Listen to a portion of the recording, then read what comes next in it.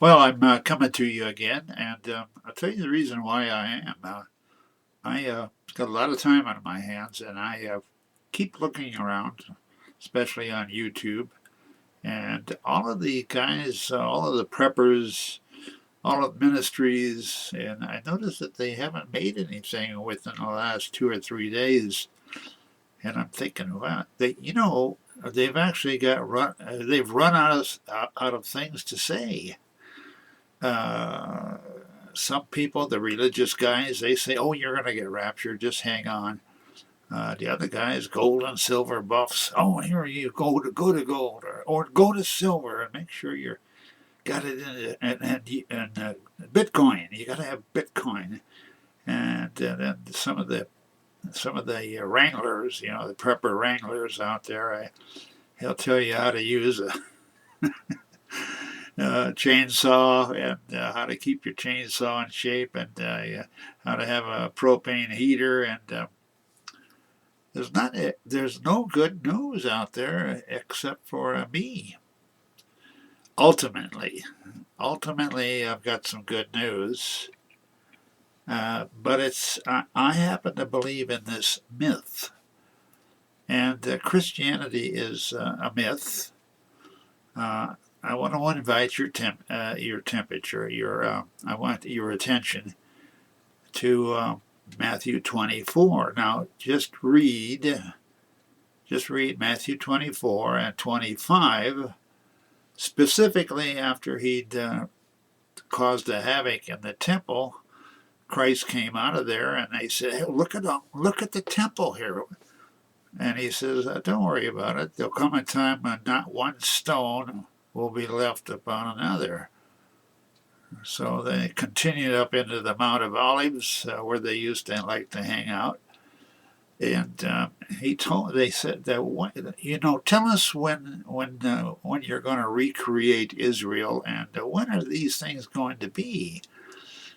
So you'll find this in Matthew, because I guess that's first person narrative. He was there. I don't think Paul was there, so skip him. I don't think Mark was there, so skip him. John was there, and Peter was there. So if you're in court and you want to call a witness, you go to the first person narrative. Anyway, stick with Matthew and stick with John and Peter, and take that as read that first. If you're going to get interested in this myth, stick with what Christ had to say, not the interpretation of what they thought, what he said. And he said it's going to be tough times. You're not just going to waltz into the kingdom of heaven. Now, I had to realize this too. In the past years, I've always been pretty lucky. I'm good at organizing, so I would read the scriptures. I like reading the Bible, the adventure stories, but I tended to put flesh and bones on these people. Some of these guys, I didn't like what Solomon did to the Queen of Sheba.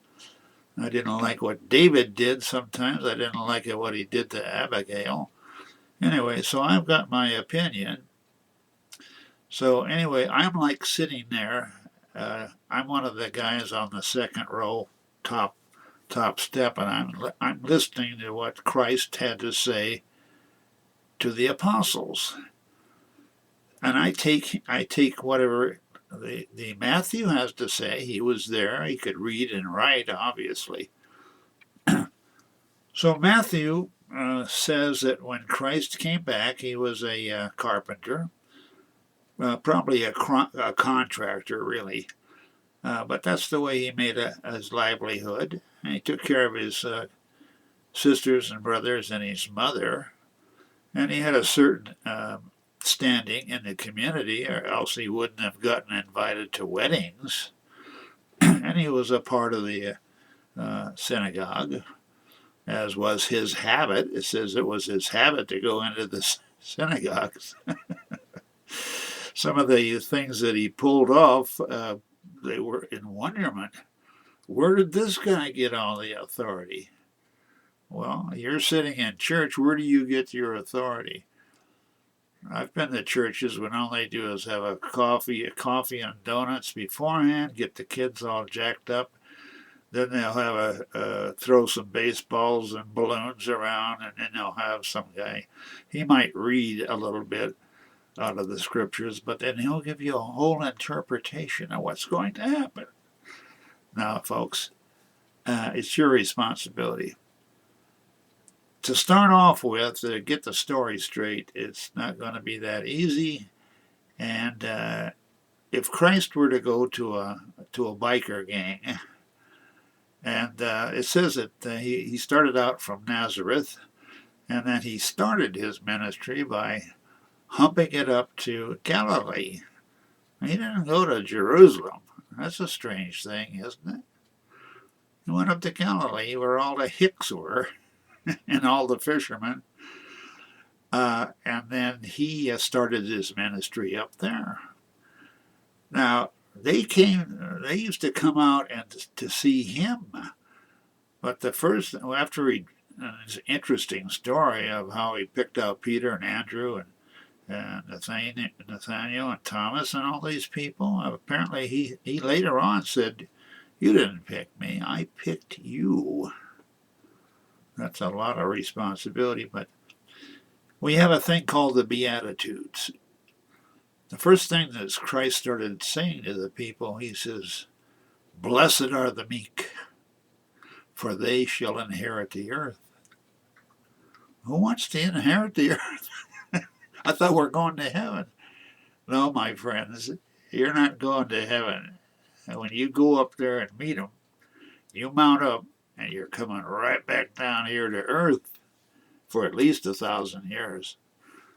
So read the Bible, get the story straight, get the myth straight before you believe the myth. Today, there is no good news out there. Oh, America's in trouble. Europe is in trouble. China is the only one that looks like, the great dragon. It's a strange kind of a thing that in Scripture, nations have proclivities. If you think of the bear, who do you think of? Oh, Russia, of course. Mishka, the bear. You think of England, John Bull, the steer, the wild steer, the bull, or the Lion of Judah. America, Benjamin Franklin, he didn't want the eagle. He said the eagle is a predator. It's got lice. He wanted a turkey, a very thrifty animal. I don't know if Freemasonry had anything to do with turkey feathers. But when you think about it, they're a beautiful bird. They'll feed a family. Anyway, when you start to get involved with this myth, there's no reason for you to get involved unless God is tickling you. You got something that went wrong, generally. You'll say, "Oh God, if you'll just get me out of this one, if you'll just let little Jimmy live, if you'll just do this," or the plane's going down for the third time. "If you'll just get me out of this one." Sometimes he does. But as Winston Churchill says, sometimes we hurry on our way and we stumble across the truth, but we get up and we brush ourselves off and we continue on. It's about the way it is with the Bible. A lot of you guys, you people, you ladies, you kids, you young people, you get there and you open the Bible and you say, "Well, I'm going to do it. I'm just going to throw it open and see where it is." And then you start to read that. But does it make any sense to you? I think it was Philip that was the guy from Ethiopia who was riding along in a carriage, or he had some people carry him along, and he was reading the book of Isaiah, and Philip said something, "Do you know what you're reading?" And he says, "How can I, unless the man help me?" Well, Philip hops him there, and he starts there at Isaiah. because we didn't have a New Testament yet. He starts there at Isaiah, and this man went on his way. He was actually baptized. Now, some ministries will say, oh, you don't need to be baptized nowadays. Well, Philip thought the man had to be baptized, and wasn't the Lord baptized? Don't be so damn crazy. The good news is there's not much of it, and that's where the faith comes in. The Bible is full of God is going to do this for you, and He'll keep you under His wing, and as a hen and her chickens, and this you'll ride upon the high places. A human mind is enmity against God. We don't really believe it. Things are good. You might have a Bible there. You used to get a Bible from the Gideons. It used to be in every motel, no matter what you were doing in that motel. Don't let me talk down to you. I've done everything but shotgun somebody in the face. I have. Yeah, I've done everything. But I'm not talking about me. First of all, I've sought forgiveness, and I've had to repent, and I've tried to not do wrong in the future. And to do that, I read what Christ had to say and what He had to say. So you go to Matthew, the 5th chapter. He went up there and he wanted to talk to these people. And one of the first things he said, what if he was talking to a biker gang and he says, the meek, blessed are the meek.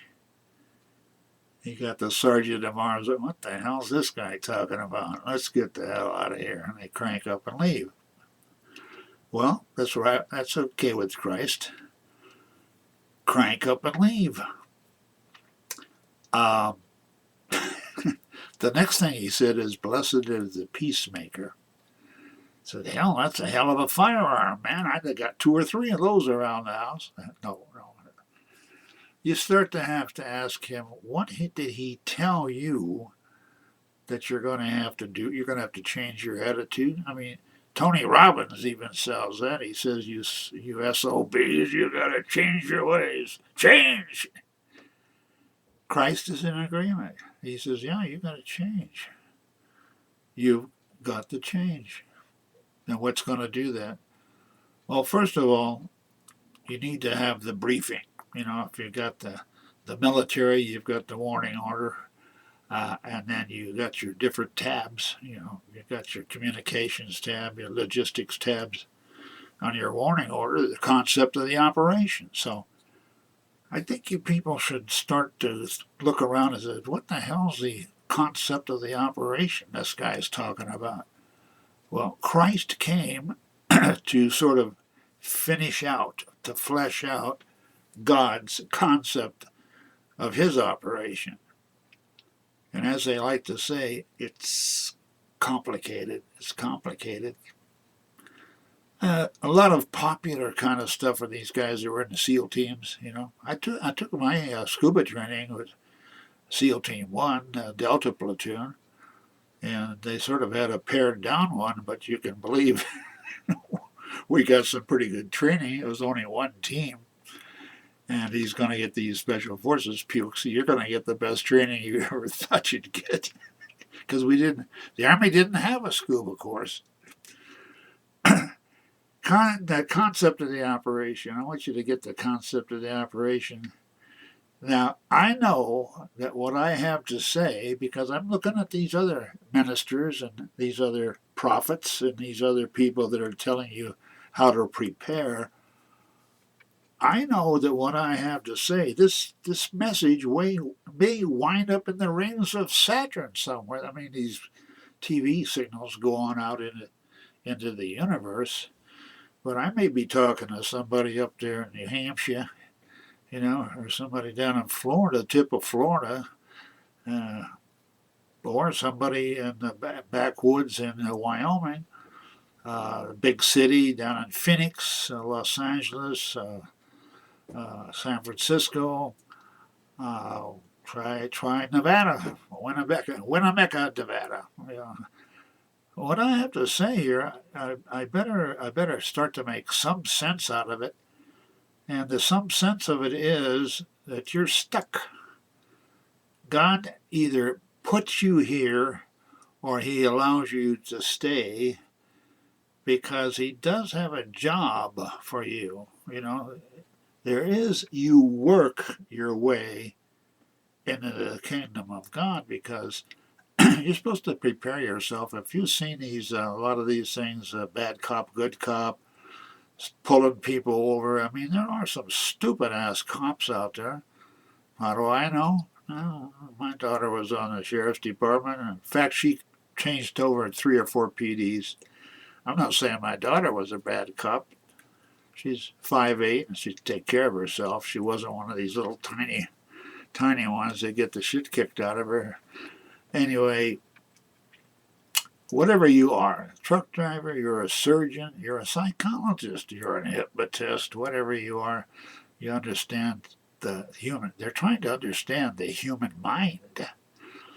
And that's where I got involved in this. And what about animal rights? You know, right? Animals have rights. They love each other. They take care of each other. The dolphins come up beside one that's hurt, make sure that he's okay. Some animals thank the person that got them out of the wolf trap. So one of the discoveries is recently I had to just to relate that, mankind was not created. Adam was not the first man. I mean, use your head. Go to day 6. God has created the animals, and then as a sort of like an afterthought, He says, and let's create man in our image. Our image. I'll leave that one to you. And we'll make them male and female. But don't forget, Adam wasn't here. And when he was, he didn't have a female. There was no Eve. So then he started to think, well, look here, God made man right after animals. And that sort of ties in. Science is now saying, oh, well, hell, mankind came from the chimpanzee. And I think I told you the other day, well, they were white man comes because chimpanzees have white skin, but they have black hair. I forget that kind of a thing. Yes, animals do have emotions. Yes, they do love each other. Yeah, yes, the mother will fight to the death to protect her pups or kits. Even a hummingbird has a defense technique of some kind. But yes, we are. A man is an animal, and that's why we don't have the mind of God to begin with. Now, I know that's a hard thing, but that's why you have emotions, and these emotions they adjust to your conduct. You get mad as hell about something, and you haul off and slug somebody, and then he pulls out a knife and he stabs you twice. Uh, the big thing about the Bible is God freely says, "You're an animal." You Chinese are animals, and you Vikings are a bunch of pigs, and the people down south and the Arabs. Uh, we don't have any clue as to what God is up to unless we start out with we leave Adam and all of his problems. But then, of course, the scriptures say that Abraham was in the lineage of Adam, and then we have Abraham, and Abraham he made a bunch of mistakes, and he's got a bunch of kids that don't get along with each other. I mean, that's where the Arab people come from, you know. He took care of them. He said, "Here, you go out here. I wanted to separate your families because I don't want you people fighting over uh, the inheritance, more or less." So it's been a problem ever since. And then we barely talk about this Satan character, and what does he have to do with the whole thing? So then we get tired about the whole. You say, well, it's a big game. It's a chess match between Satan creates his evildoers, and God creates his good doers, and there's a big war on. uh, then you can always get down to the prepper. America is in problem right now. And in many cases, you didn't have that much to do with it. I mean, you're trying to have a good time on Friday night. You sober up on Saturday, and then you have a Sunday to mull over things, and then you crank up again. You used to go to work. We're not living through anything that history hasn't gone through, but we don't like to study history too much. But yeah, I can just tell you that be as prepared as possible. I used to say, look at all the martyrs. Fox's Book of Martyrs, and how many people got killed by the Romans in the gladiators, and but a lot of those people, if you had the means, they moved, they got out, they went up into the areas up and around the Caspian Sea and Lake Van, and they moved towards just on the fringes of civilization. Generally, you had to have some kind of a skill that you could sell to people. That's why I'd say if any of you guys are in the Boy Scouts or Sea Scouts or whatever you're at, do something medical. As even when you were a German Jew, if you were a doctor, they sure as hell weren't going to kill you. I think I told you about the story about the Polish family. I knew the lady, and her father was a veterinarian. So when they came and Russians came in, they said, you change uniforms. And they sent the whole damn family up into northern Russia, or the gulags. They had the horse teams pull the logs out of the forest. Oh, boy. The old bayonet wound acting up. And her father and she and her mother and her brothers were up there as doctors for the horse teams. And when I met her, she had this big fuzzy dog, I mean, like a wolf. And she says, yeah, he is Point Wolf. You guys that have been up in Alaska, you go by, sometimes you go by, I was up there one time, and I went by a pickup truck, and here's these very quiet dogs with very yellow eyes, and they were watching me. But the guy said, no, don't worry, they're half wolves, yeah, but they're pretty good dogs.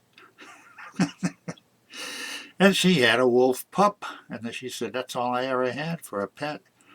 So I'm used to them. So again, I wish I could give you better information, but I can only say that put some food aside. Put some canned food. It's already got the water in there. Just make sure you got a can opener. And canned food, water, and start to put away a little gasoline too. Make sure that nobody else knows too much about it, though, because dress like everybody else around you. I would think you better, in California, you should learn to speak Mexican, not Spanish. There's a difference. Learn to speak Mexican, and some Chinese too might work out. And anyway, get along in the populace, and then do try to move out into the country, farther out into an area where horse people, if you got to go out towards the desert, don't stay in a populated area, and that's almost everybody's telling you that. And I don't think a hell of a lot of you can collect gold and silver. Somebody was on the TV show the other day said, well, I could have $450 million in gold, but it would weigh 3,500 pounds, and how the hell am I going to move it? It's going to cost me $5,000 to move it from point A to point B. So get yourself, if I were you right now, silver, you can't get ammo anymore. You might as well forget that. And firearms, you better, I don't know what you're going to do. It wouldn't make a much difference. So if you don't have the guts and the ability and the training to use the damn thing, somebody's going to just come along and take it away from you. But you can do what the Okinawans did, nunchucks, learn to use a baseball bat, a bow. You can get pretty good at that. Kids can work. What do they do in the Marine Corps? They go out there and slap the hell out of each other in the pojo sticks. Anyway, learn every creature God has a defense mechanism. So I'm going to be making these things because nobody else wants to tell you anything. Get yourself some gas. Get yourself a little generator of some kind. Get some batteries. Get some lithium. And make sure you can recharge them somehow off the sun. Get yourself a little. It doesn't cost that much. But it will, because that's becoming a lot of that stuff. People are not fooling around. And watch your car. They're stealing everything they can out of it. I think in San Francisco, they just leave the damn thing, they leave the windows down and everything unlocked. Yeah. I don't care what this, I don't know where they're going to bury these people, but I'd like to know so I can I can water the flowers. Anyway, I'm going to be on here, and I was going to title this one "Jesus and Paying Taxes." Any of you know the story about what they had to say? They came to him one time, and they said, "Do you pay taxes?" What'd he say? If you don't know, you should find out, because he said, "Do you have a coin?" I said, "Yeah." I said, "Show it to me." And he says, "What do you see on it?" And he says, "Well, we see Caesar." And he says, "Well, render unto Caesar the things that are Caesar's, and render unto God the things that are God's."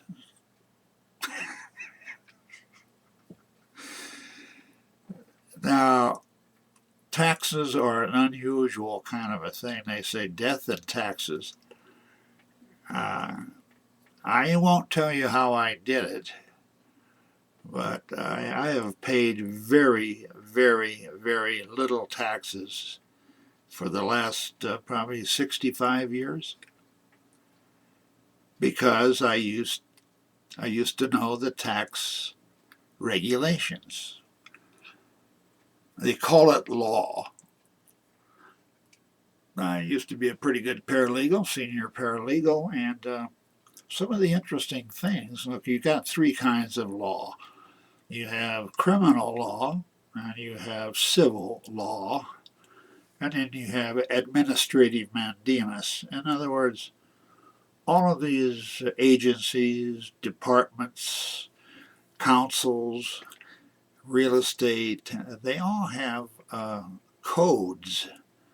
Codes, yes, the city code, your parking codes. And if you start to, the DMV, your code of vehicle code, and I'd advise you right now. Look, if a cop pulls you over, if he's going to be an asshole, he's already an asshole. Don't help him along. I tell you right now, if I see a cop anywhere around me, just pulling in behind me, I pull over into a gas station, I go somewhere. No cop ever follows me. When they do, it's no good. And don't say much to them, just roll the window down, keep your hands on the steering wheel, and you let him talk. And if he says, "Do you know how fast you were going?" I said, "When?" "Well, right now, I'll tell you." I said, "Is that a problem?" And that's all you say. If he says, "Where are you going?" I said, "Well, I'm traveling right now." "You're traveling. Do you need they used to say, do you need a license to travel?" "Not to travel, no. If you drive." You know, the first license was issued in New York. The first license plate was a little round cylinder like that, and it was only, they gave you a little uh, test so that you wouldn't honk your horn too much and scare the horses, you know. And I've actually seen a chauffeur's license. They used to have a chauffeur's license, but all of this licensing stuff took on in the past. There was something like AAA, you know. It was just to make sure that you were safe, that you could, you know, there was no penalties involved. But the whole damn thing is, you know, every city makes their revenue off of pulling you over. So if that happens, I don't care what you see on YouTube. Keep your mouth shut. Be cordial, but you don't have to answer every question he asks you. He said, "Where are you going?" I said, "Why do you ask?" "Can I look in the trunk?" "No, no, I don't. I don't think my attorney would like that." And then after that, don't argue with him. You know, even if he caught you, you know, if you're black, they pull in 15 more cars because everybody wants something to do that day. And if he tells you to get out, get out. Because the asshole has already got his mind made up. You know, they usually do. I saw one hypnotist, though. He had a technique where he started asking the coppers, I'm going down here. Could you help me out here?" And the cop, I guess he was sort of hypnotized. Anyway, he let the guy go. That's a technique. But don't have anything to do with the government. And don't ask the government for any favors. They want to know who you are, where you're at, where do you live, what's your name. You don't have to give all that information out. But if you got a driver's license, hand it to him. And if he starts asking you what's your name, I said, "It's on the driver's license." And then if he's, "Oh, well, I told you, you got to do this, you got to," all right, if I've got to do it, what do you want? Just work out. There's nothing you can do about it. And they've got so many police officers, and every fish and game has a SWAT team now, you know. Everybody wants something to do. They want some authority. They want to wear that shield, you know, and they want to be armed. They don't want you to be armed. Anyway, own any kind of a device or tool, you can't say anything on here. Anyway, there's all kinds of defensive tools. And don't ever have any expensive kind of a thing. You know, if they're going to take it, they're going to take it. So be prepared if you hide it, and don't ever mention that you have anyone. The guy said, you have any drugs or anything in the car?" I said, "I haven't seen any." So give him some kind of ambiguous kind of a thing. The guy's going to be an asshole anyway. But I'm going to give you more ideas on how to survive, and we'll talk about this thing on taxes. Taxes, you know. Oh, here's one that I've gotten a lot of people out of hell. Look, when you're so far in debt, as long as you don't own a house, because they'll come after that. Look, if you're so far in debt that it makes a difference between food and clothing your family, stop paying. stop paying it. If you got direct deposit, make sure you pick that money right. You leave about $100 in the account, and you pull it out. Every time you get paid, you pull it out. Cash. You keep it. And if you've got these people that say that we owe you this and you owe that, we're going to do this, I don't have the money, I'm sorry. And then you shut your mouth. It's the old Chinese saying, better to be quiet and be thought a fool than to speak and remove all doubt. So my wife loves to talk, but I've had to quiet her down sometimes about, oh, we have this or we have that and we have this. No, we're good, cordial people. We talk to you and they ask you, where are you from? I said, well, where are you from? You've got an accent, And then he started talking. People love to talk about themselves. Anyway, we're going to stick with this Christian kind of thing. And what does God expect from you? I mean, if he's chosen you and you think you're saved, and if you are, doesn't he want you to do anything? They've got this guy named Paul. He said, oh, by grace, you don't have to do anything. By grace, you're by Savior. You know that Paul never mentions anything that Christ actually said? He told this guy, he says, if anybody tells you anything, any other gospel but my gospel, he says, but they should be accursed. Do you believe that? You actually believe that? This guy. Chutzpah is what they call it. This guy he claims to have been a Benjamite. He claims to have been a Pharisee, and he claims to have been baptized. There have been a lot of guys that were baptized and they went the wrong way. In the book of Acts, they had this guy named Simon. Simon used to hang around the apostles, the real apostles, and he saw them. They were to heal people. What he didn't know was it was the power of God working through them that healed these people. And he told them, I'll give you a few bucks if you show me how this thing works. Peter put him down right away. He said, no, you don't have the Spirit of God, but yeah, you better take off. And the guy had the good sense to finally say, well, pray for me. So who in the hell knows what his status was? Reading scripture and reading the stories and looking into these people can be fun, but be sly. If you want to be a Jewish guy, like I'm not a Jew, but I'm an Israelite. That should tell you something. I have fun. I know the scriptures, and I don't say much more than Christ showed me what to say. I don't have to explain myself to anybody except for God the Father, And I said, I'm working with your son. Someday your son said he's going to introduce me to you in person.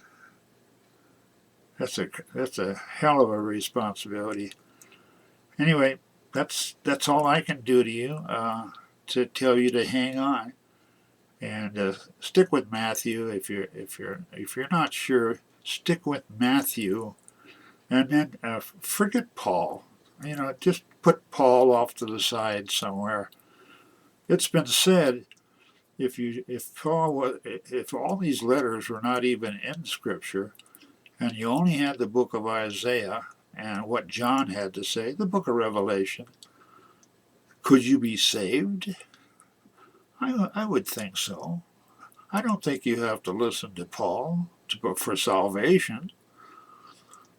Paul, every time he'd show up somewhere, he said, oh, you're bishop now, and oh, you're going to be a deacon over here, and oh, my friend Barnabas here, he's going to take the offering, and we'll take it down to the other guys. He's the starting of the Catholic Church. Yeah, Paul, right there. Why else did he go to Rome? He was up on appeal to begin with, right?